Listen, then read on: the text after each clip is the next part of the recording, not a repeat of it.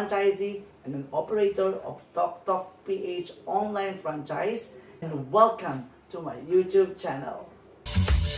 Ipatok-tok na, ipatok-tok na yan, ipatok-tok na. Hey mga katok-tok! For today's video, ituturo ko sa inyo kung ano ang mga requirements ng Tok Tok drivers or 4 wheels at kung paano mag-apply.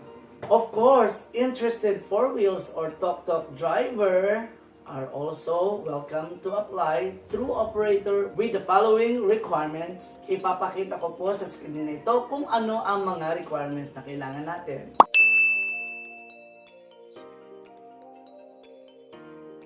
Okay, gaya ng sinabi ko, mga requirements are own vehicle, professional driver license, ORCR, 2x2 photo, photos of vehicles, front, side, back, lahat po ng dimension, with visible license plate. Of course, NBI clearance. Pag kumpleto na po ang inyong mga requirements, handang-handa ka na para mag-apply at ito na ang step by step.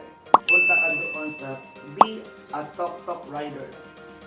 So sa Be a Tok Tok Rider, you have to choose which one you would like to apply. Okay? Dito tayo sa right now sa 4 wheels kalagitnaan, register as a new 4 wheels driver. Right, for everybody's information, para makita nyo lang sa mga bagong riders dyan and driver na gustong mag-apply. Okay, pakita ko lang sa inyo kung anong itsura po ng screen. Okay, when you received my link, ito po makikita nyo doon. May step 1, 2, 3 hanggang 5 lang po yan. All you have to do is to fill out here this form. Lahat ng necessary field here, ilagay nyo na po. Okay, full name, gender, birthday, complete address, contact information, and of course your password. You're going to have your own account here. Okay? I-next nyo lang din dito to proceed on the next step hanggang dito po sa license detail, other requirements, and then vehicles po yung full details dyan, and then ipapakita sa inyo yung on the number 5. Yung summary ng lahat, if tama, at i-edit lang yun kung meron pong mali. And then, all you have to do is to submit. Okay, ganun lang po kasimple, no, mga ka-Tok-Tok, ang pag-apply as a Tok-Tok driver.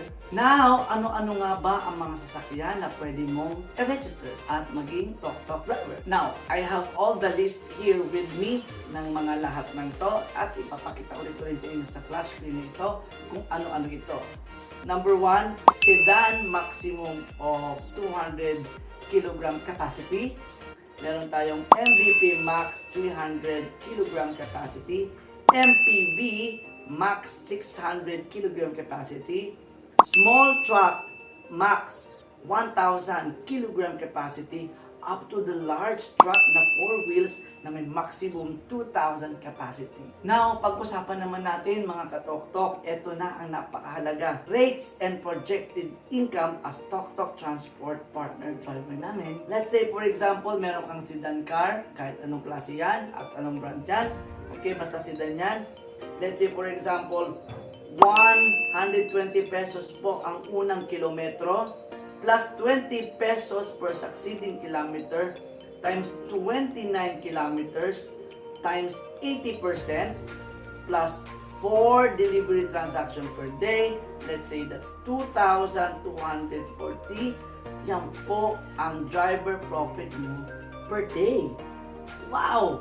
Ngayon, i-multiply mo siya ng 30 days.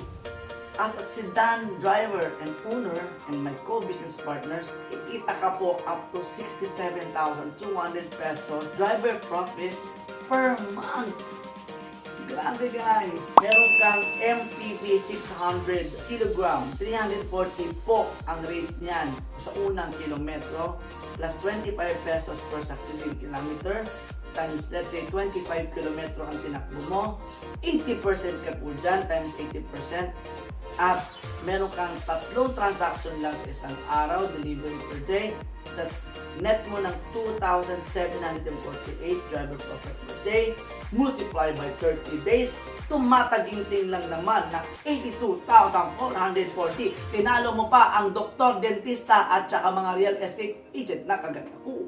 At pag-usapan natin yung large truck na may capacity na 2,000 kg. Let's say 1,850 ang unang kilometro plus 45 pesos per succeeding kilometer multiply by 29 kilometer, that's yan tinakbo mo. 80% per delivery transaction, kada araw, multiply by, let's say, isang beses ka lang, okay? That's 2,524 per day at times 30 days.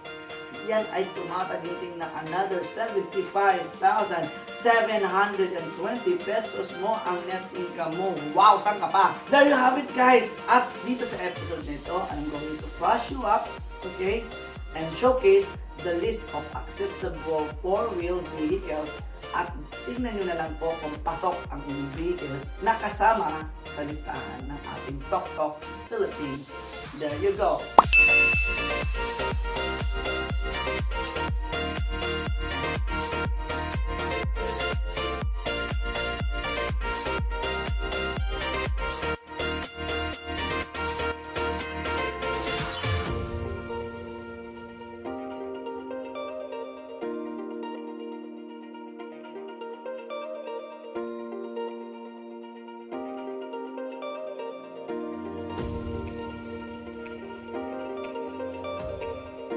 Wow! Ayun na, nakita nyo na ang listahan ng ating mga four wheels na talaga namang sigurado is acceptable ng ating Tok Tok operation. Thank you for joining this video at tandaan, kagaya ko na sinasabi sa mga kliyente natin at mga future franchisor dyan na nakausap ko na at kakausapin ko pa.